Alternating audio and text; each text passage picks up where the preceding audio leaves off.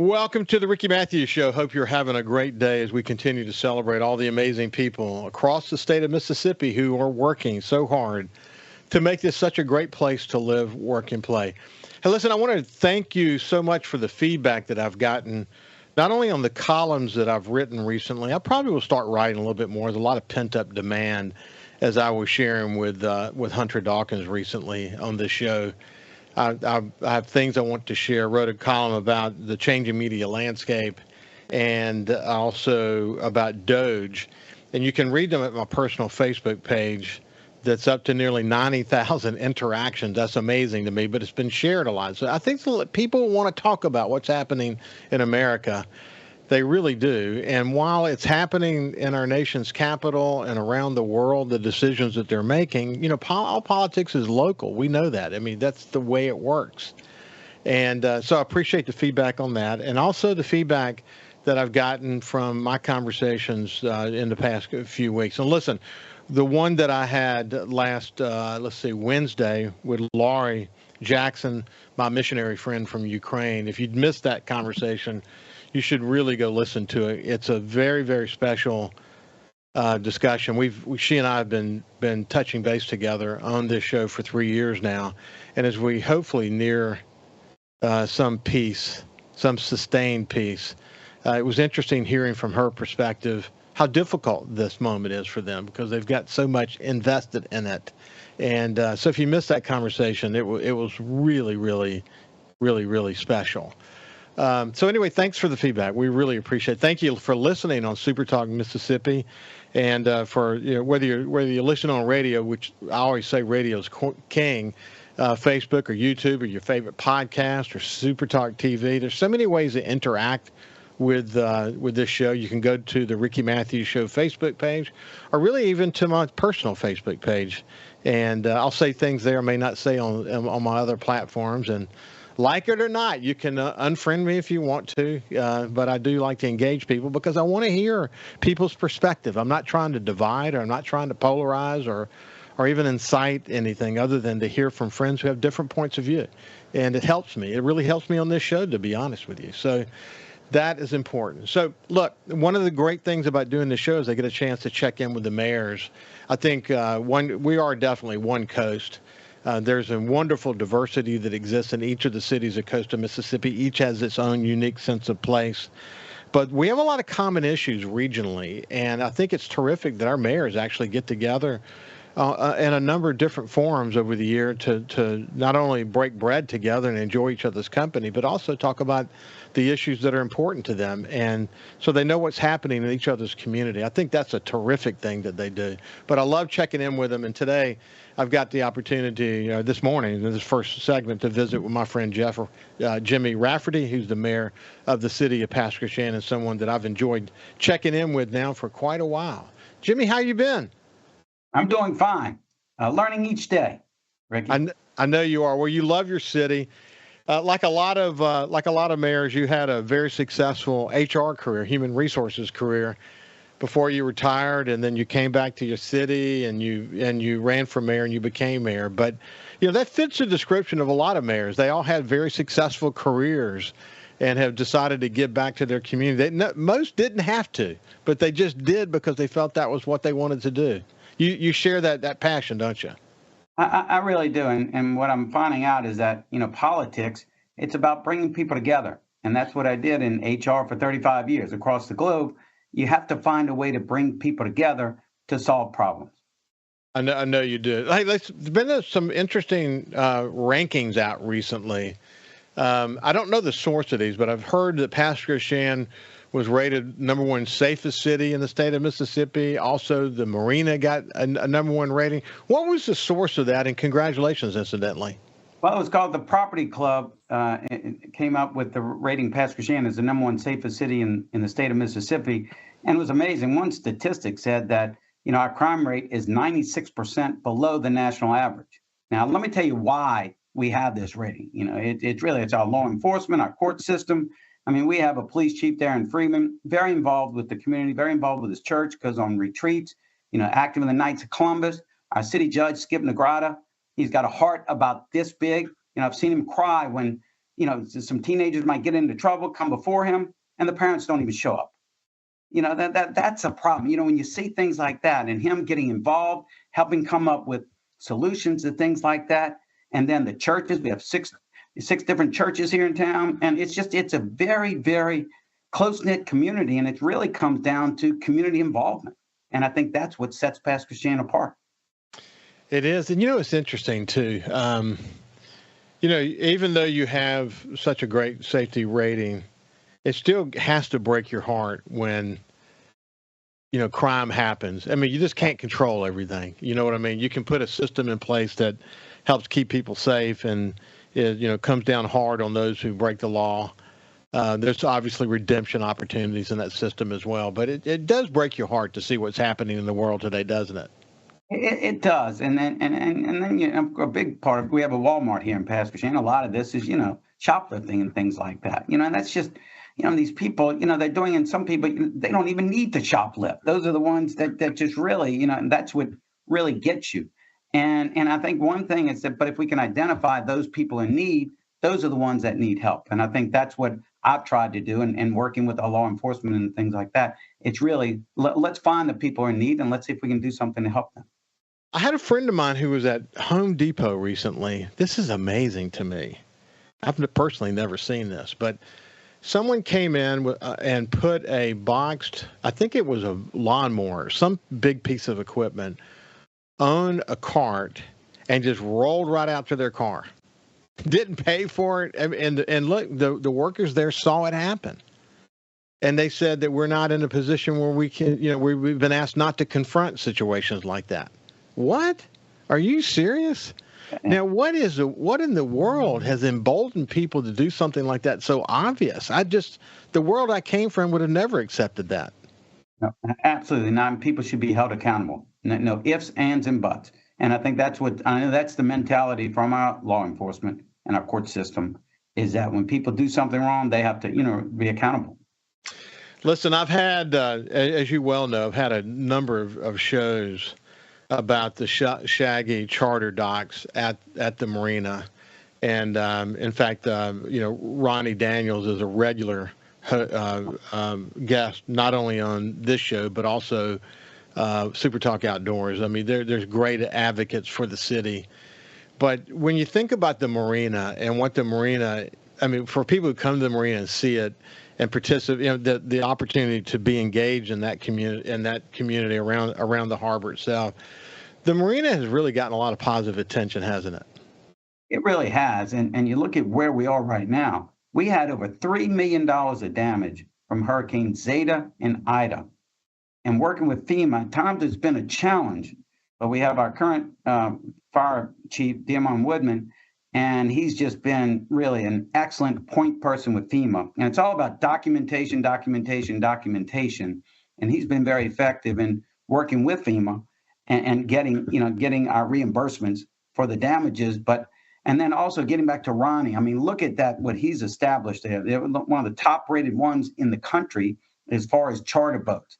And I've gone out a few times, and it's a wonderful experience. And I encourage, everyone really, if you like fishing, and please give it a try, because and Ronnie just goes out of his way. He's not only involved at the docks, he's involved in the community. Ronnie was very instrumental in helping us put into place short-term rental limits. Right now we don't allow more than 20% of a neighborhood to become a short-term rental, and he played a very big role in getting us to where we are today on that.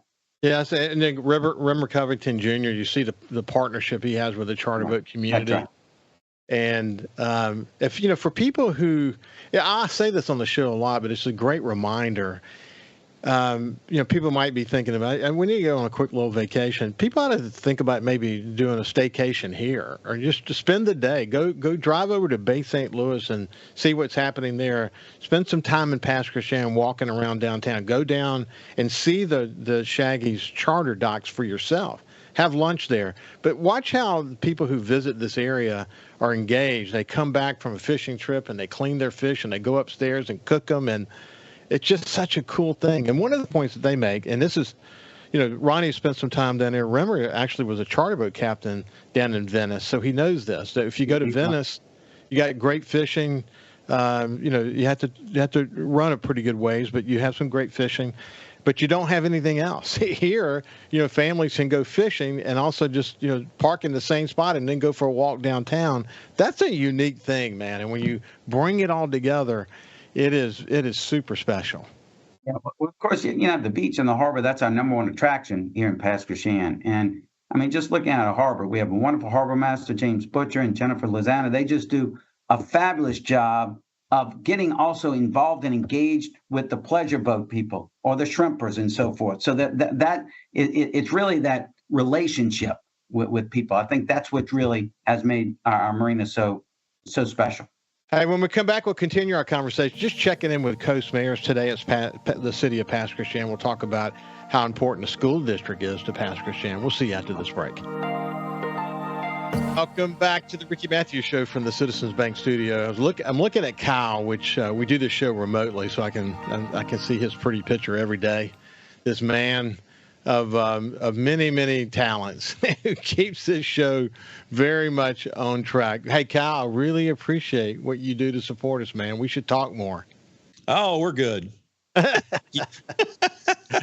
You're the man. You're the man. Thank you for what you're doing. We had some technical issues over the last couple of days, a couple of weeks. We had a computer problem, and we worked through it. We're still trying to get the camera just right, but we're slowly but surely getting back to full steam ahead.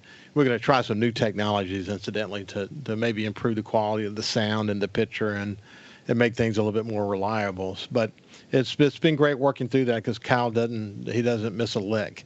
Okay, back to my friend Jimmy Rafferty, the mayor of the city of Pasquishan. Jimmy, the school district also was rated number 6 in the state. We can't say enough about why a really high-performing school district is important to a city like Pasquishan, can we?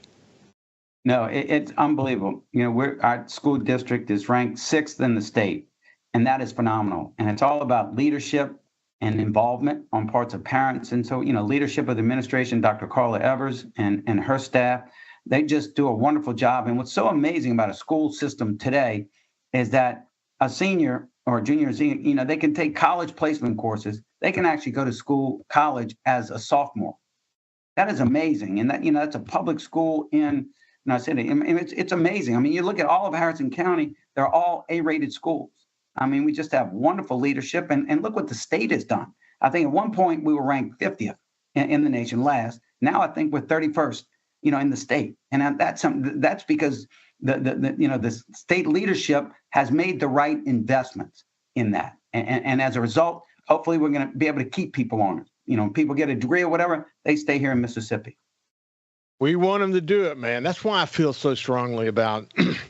From an economic development point of view, I get that we have 3 coast county economic development efforts, but I'm really pushing harder that we get on the same wavelength when it comes to maybe the 6 coast counties working together around the big deals. We missing opportunities. And Joe Max Higgins from the Golden Triangle Development Link up in the Columbus-Starkville area has been on the show many times, and they've had many, many multi-billion-dollar deals up there. And he thinks that we're kind of an 800-pound gorilla. We don't act like it all the time. I think we've got to find a way to respect our differences, but come together on some big stuff so that we can make sure that we're maximizing the real potential for coastal Mississippi. I just don't think yet that I think we've had a lot of great success, don't get me wrong, but I think the sky's the limit, and we just have to see it that way. So listen, one of the things we were talking about off the air is you get the opportunity to work together with other mayors. And, I really very much enjoy my conversations with people like Billy, who, think about his legislative experience and what he brought to being mayor. We'll miss him as mayor of the city of Gulfport, I can assure you. Fofo Gillich, great friend, driven. I mean, he loves the city of Biloxi, but he is also doggedly determined to make sure Biloxi reaches its potential, and he'll fight you if you're trying to hold him back. But he also gets why you're important and why Pasquishan is important and what it brings to the table. It's great to be able to see the mayors come together on things like a utility authority, for example, but there are other examples. Mardi Gras is another example where y'all come together. But talk about that a little bit. Well, it's amazing just the relationship that I've managed to establish with the other mayors. I sit on the Harrison County Utility Authority. Every other week we meet, with Fofo, with Billy Hughes, George Bass, and the supervisors, and Marlon Ladner and so forth. But I tell you, it's just been a great learning experience for me. I was new to politics. All the other mayors in Harrison County had a lot of experience, and they've been like mentors to me. And it's just been a great learning experience. And then, and you mentioned Billy Hughes. We won an award, one of the most coveted retirement locations, about a year ago. The next day, I get an email from Billy. Jimmy, congratulations! A win for Pascagoula is a win for the entire coast. And that says it all right there. It's the fact that we're all working together. Look, and then you have General Joe Spraggins. He's with the Department of Marine Resources, another Auburn guy. So whatever. So. But he he was helped lead. We went up to the Neshoba County Fair, and Billy Hughes arranged it such that all the coast, you bring your tables, tents right to Gulfport, we'll bring them up there. And then General Joe was up there hosting. We had they were cooking oysters and shrimp and so forth, and just another way for the coast to get together, go up to North Mississippi and promote South Mississippi, and promote the coast. Yeah, that's wonderful working relationship. It is, and man, think of the institutional knowledge. I can't help but want to reflect about Joe Spraggins. I mean, his leadership in the Air National Guard. I remember working with him in the early '80s, man. I was chairman of the Small Business Committee for the Gulfport Chamber, and he was on my committee, and we worked together to do some amazing things. We've been working in the community for a very long time, and then he goes to an important emergency position in Harrison County, and then of course was in that role coming out of Katrina and the work that he did there. And then, I mean, this guy could have retired and said goodbye a long time ago, but no, he goes to the Department of Marine Resources at a critical time and is playing that role. And he still shows no sign of stopping. I say that he's reinvented himself. I don't know how many times, but we're lucky to have him. Just think about the accumulation of institutional knowledge of what it takes to make this place tick, and people like Joe Spraggins. It's just, we're lucky, aren't we? Oh, we're very fortunate. You know what it is? Also, Joe finds a way to get things done as opposed to finding a reason not to do it. I mean, we had one application for one of these grants, and came back, Pastor Jan didn't complete their application correctly. And he said, and he knew that there was a very good thing for the coast, as the boardwalk, to bring the whole coast together, make a much more safe passageway and save cost and so forth. And he said, look, go back and tell Pastor Jan how to do that correctly. Still within the time frame, but it's just like, look, let's make sure that rather than find a way to nullify something, let's find a way to get it done.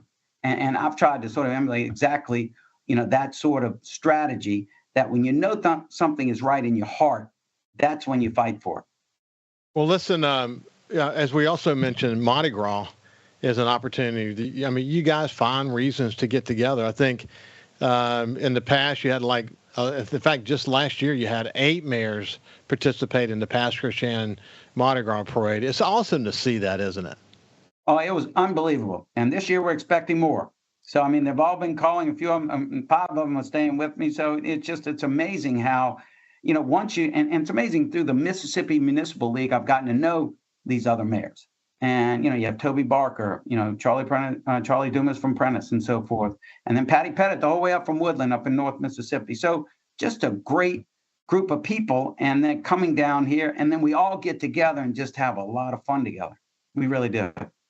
Well, look, people hear the name Mississippi Municipal League and they don't fully appreciate what that means. But we've done live remotes from the Coliseum the last few years, and I'm always blown away when I pull up early. I get there early, and the parking lot's already full of supervisors and city municipal leaders from across the entire state of Mississippi coming together to share best practices, to think about what y'all can do to work together legislatively and otherwise. It's an amazing organization. But the way we tap into each other to learn, to try to advance the ball for all of Mississippi, can't be understated, can it? Or can't be overstated? No, it can. And it's amazing. That's just a wonderful organization.